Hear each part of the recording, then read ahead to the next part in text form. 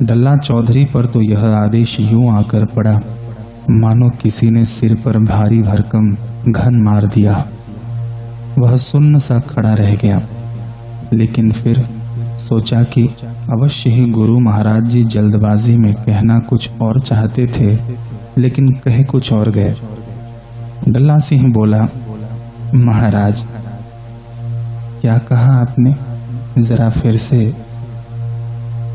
गुरुदेव ने बुलंद स्वर में कहा, हाँ डल्ला सिंह, हाँ मैंने वही कहा है जो तूने सुना है। जल्दी कर, अब ज्यादा विलंब ठीक नहीं। खड़ा कर मेरे सामने अपने को योद्धा। क्या हाल था डल्ला का, मानो जैसे सांप के मुंह में फंसी छिपकली। चेहरा ऐसे सिकुड़ गया जैसे गुब्बारे की हवा एक झटके में निकल गई हो। आज शायद पहली बार ऊंट पहाड़ के नीचे आया था।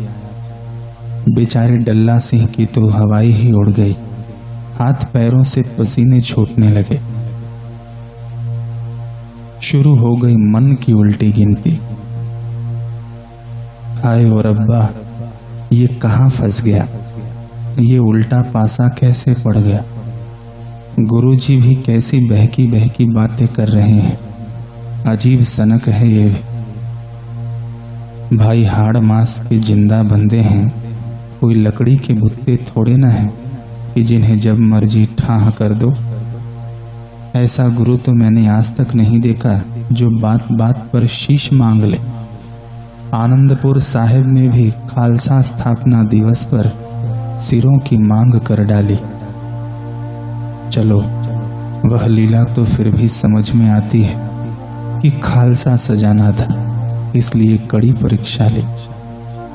लेकिन यहाँ तो ऐसा कुछ भी नहीं है। और अब्बा, मैनू बचा दाता, मैं कित्थे फंस गया। अंतर्यामी गुरु गोविंद सिंह जी डल्ला चौधरी के सारे अंतर्भाव पढ़कर मुस्कुरा रहे थे। वाह, क्या गर्जना थी दावों में, लेकिन मौत की पुकार ने सब मौन में बदल दी। शिष्यत्व की परख कभी अनुकूल परिस्थितियों में नहीं होती। नदी के बहाव के साथ जो तैर ले वह उम्दा तैराक कहाँ। उसने तो बस अपने आप को बहते पानी के साथ बहा दिया।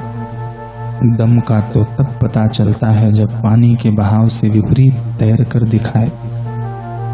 अनुकूल परिस्थितियां हों तो गुरु के नाम की खूब जय घोष, सिहनाद, लेकिन जरा सी उल्टी हवा चली तो सब खत्म। यह कैसा शिष्यत्व और यह कैसी निष्ठा। गुरु महाराज जी ने अपनी प्रतिज्ञा फिर दोहराई। किस सोच में पड़े हो डल्ला सिंह, अब किस शकुन का इंतजार कर रहे हो। जल्दी से बुलाओ को योद्धा, हमें और भी कार्य करने हैं। अब मरता क्या न करता, गले पड़ा ढोल तो बजाना ही था, भरी सभा में इज्जत भी तो बचानी थी। चलो, अब तो एक योद्धा बेमौत मरवाना ही पड़ेगा।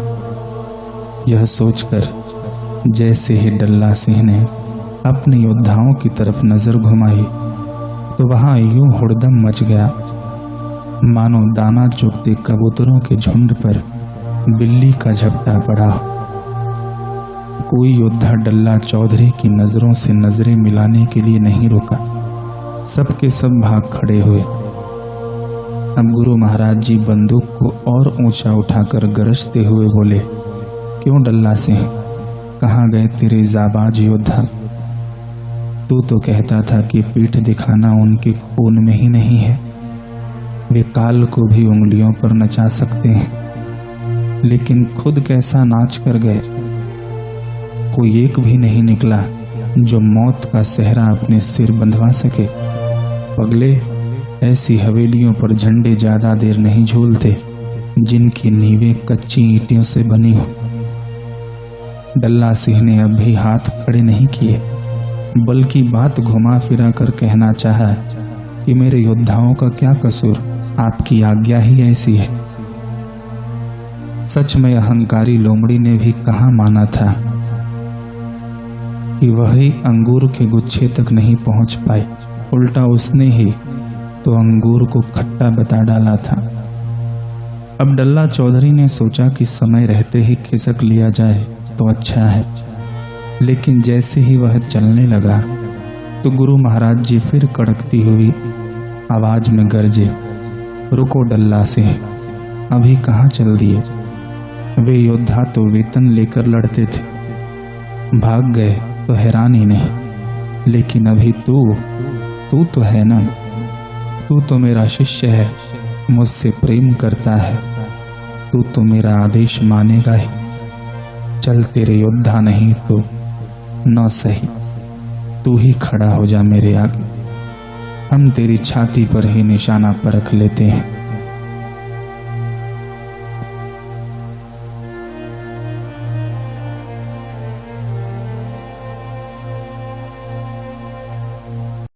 बेचारा डल्ला सिंह आसमान से गिरा तो खजूर में अटक गया।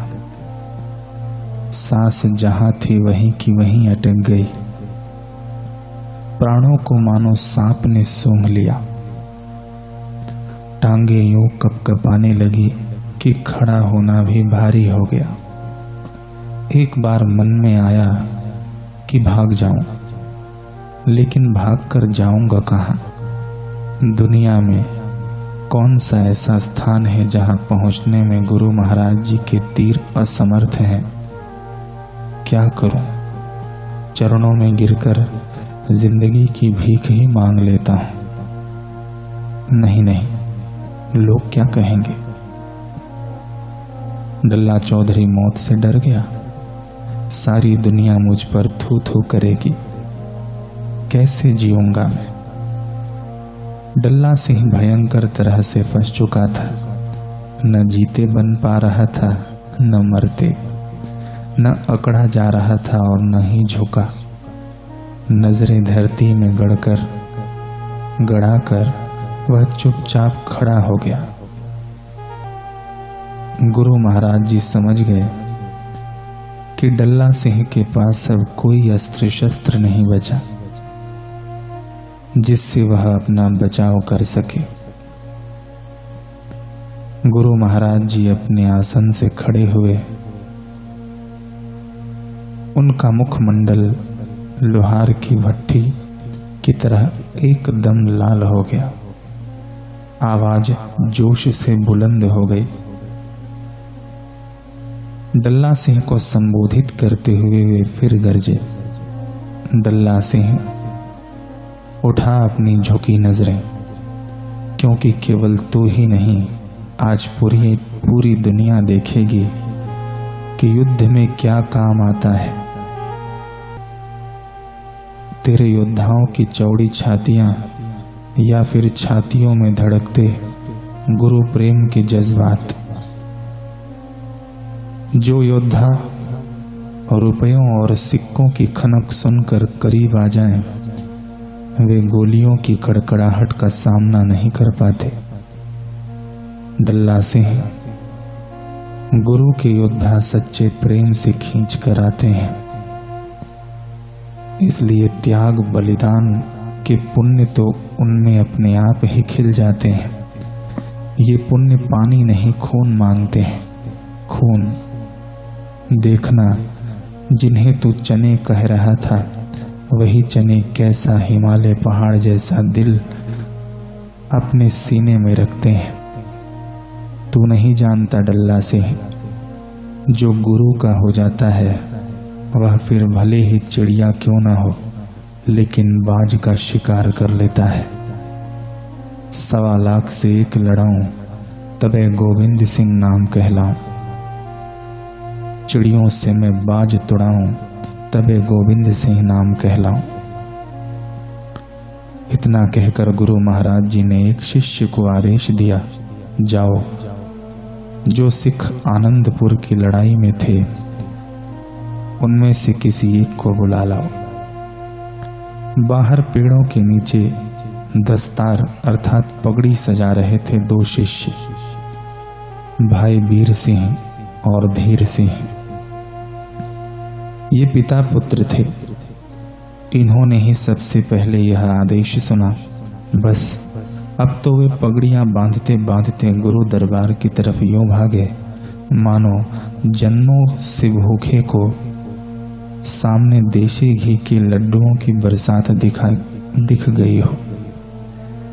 किसी अति दरिद्र को राजा द्वारा धन बारिश की सूचना मिल गई हो। गुरुदेव के पावन नाम के जयकार लगाते हुए दोनों पिता पुत्र एक दूसरे को पछाड़ते आगे बढ़ रहे थे, लेकिन बेटा धीर सिंह युवा होने के कारण बुजुर्ग पिता वीर सिंह से पहले ही गुरु महाराज जी के सामने पहुंच गया। धीर सिंह हांफते हुए बोला, हे कलगीधारी पातशाह, प्रणाम। महाराज, आपने बंदूक का निशाना परखने के लिए बुलाया है ना?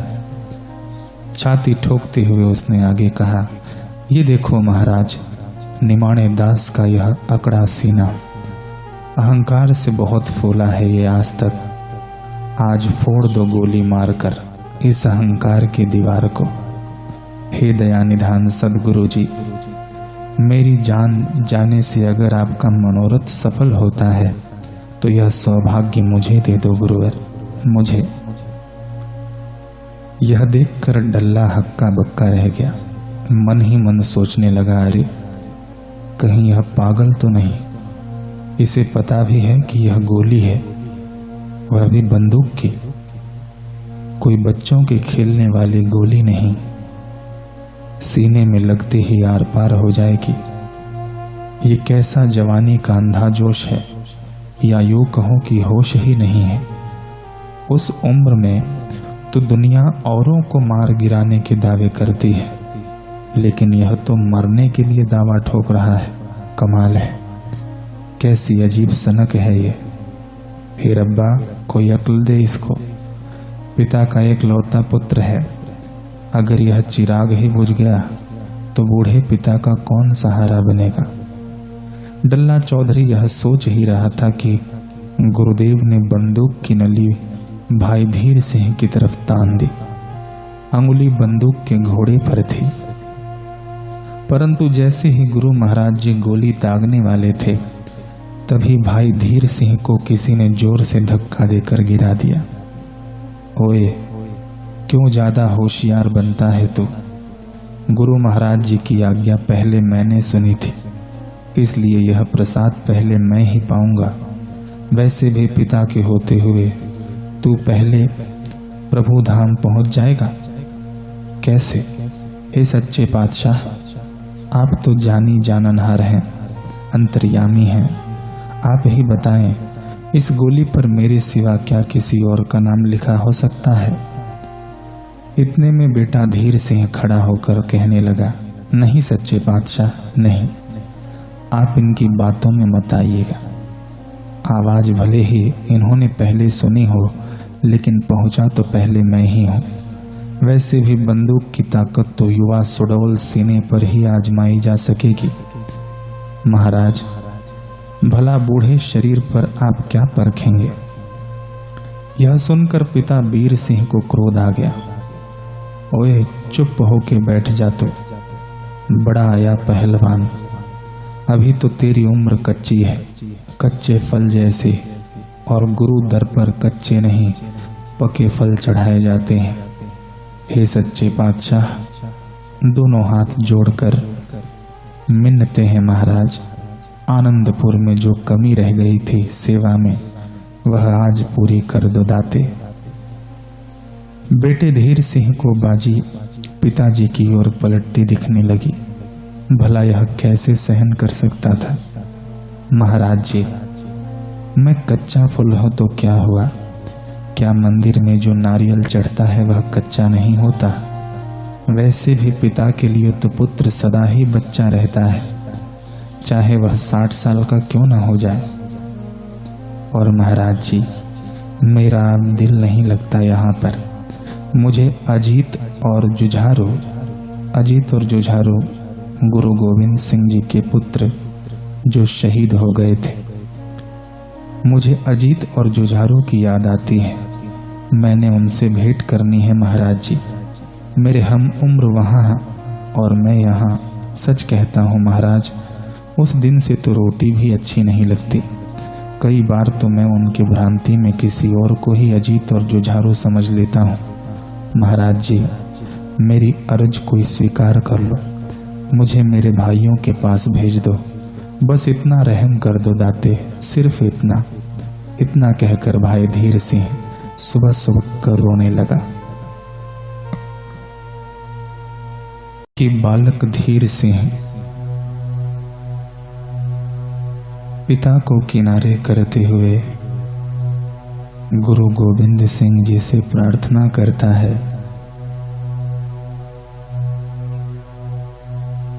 कि वह बंदूक का निशाना उसके ऊपर साधे।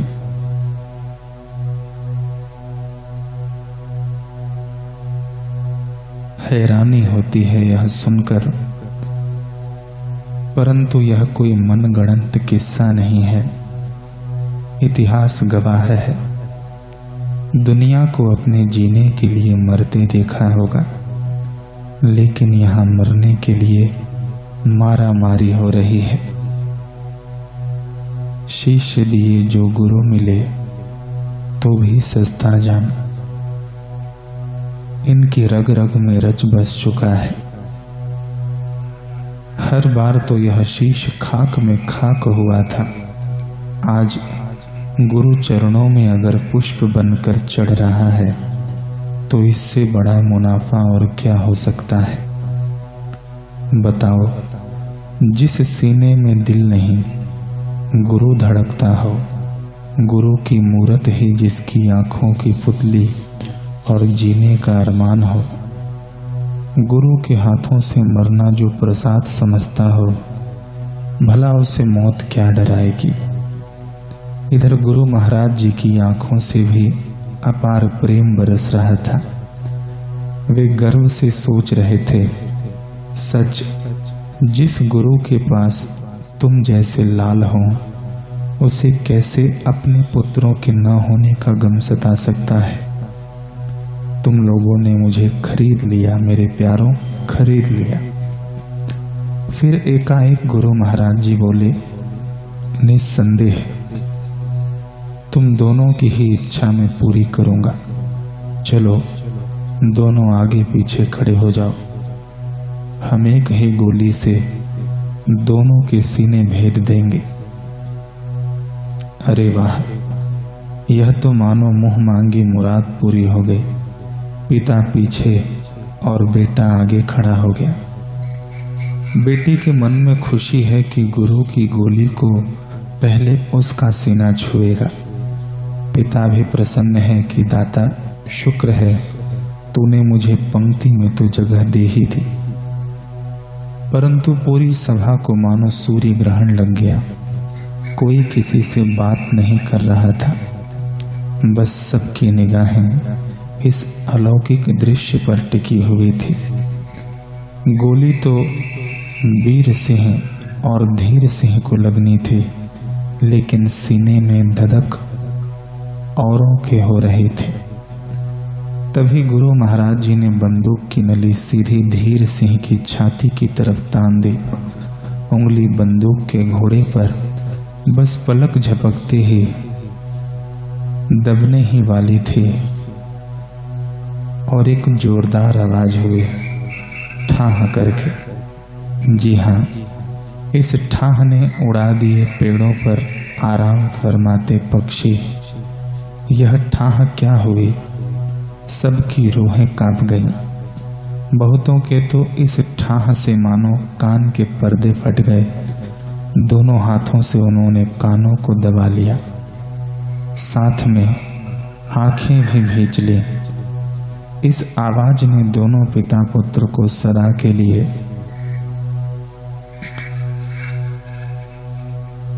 नहीं, अभी कुछ पता नहीं, क्योंकि किसका इतना बड़ा कलेजा था कि सभा के बीचों बीच जो घटा उसे एक आंख से भी निहार सके।